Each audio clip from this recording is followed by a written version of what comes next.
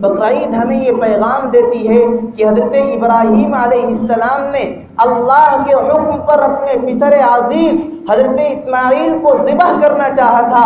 اے مسلمانوں، تمہارے ابا جان کی یہ قربانی ہے اور سنت ہے۔ رسول اللہ سے پوچھا گیا، یا رسول اللہ ما هذه الاضاحی، یہ قربانی جو ہم ہر سال کرتے ہیں یہ کیا ہے؟ آپ نے فرمایا سنت ابیکم ابراہیم، ہمارے اور آپ کے ابا جان حضرت ابراہیم علیہ السلام کی سنت ہے۔ اور آپ دیکھیں صرف رسول اللہ، صرف حضرت ابراہیم نے قربانی نہیں کی، جب سے دنیا وجود میں آئی ہے اس وقت سے قربانی کی ابتدا ہوئی۔ حضرت آدم علیہ السلام کے 2 بیٹوں نے قربانی کی تھی، حابیل اور قابیل دونوں نے قربانی کی تھی۔ قابیل کی قربانی کو رد کر دیا گیا تھا اور حابیل کی قربانی کو آگ میں جلا دیا تھا۔ اس کے بعد رسول اللہ نے قربانی کی۔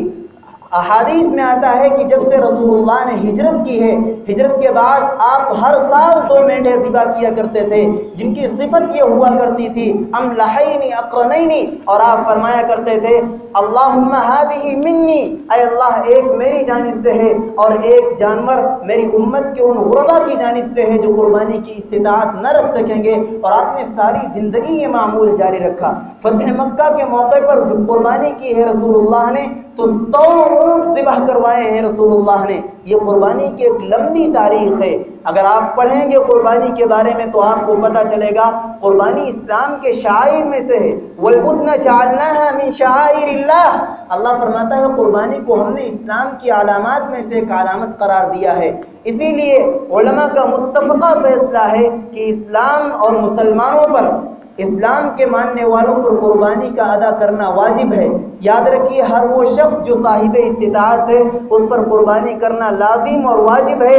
آپ نے فرمایا من وجد ساعة لأن يضحي ولم يضحي فلا يقربن مصلانا، جس کے پاس پیسہ ہو، قیمت ہو، اس کے باوجود قربانی نہ کرے، خبردار وہ یاد رکھے ہماری عیدگاہ کے قریب نہ آئے، اس کا اسلام سے کوئی رشتہ نہیں ہے، مجھ سے کوئی تعلق نہیں ہے، جو چاہے کرے۔ اس لیے مسلمانوں یہ مہینہ ذی الحج کا مہینہ ہے اور اس میں ہمارے اور آپ کے پاس ایک بڑی خوشی آنے والی ہے۔ اس خوشی کو ہم اللہ کے نام پر جانور ذبح کرنے کے بعد ادا کریں۔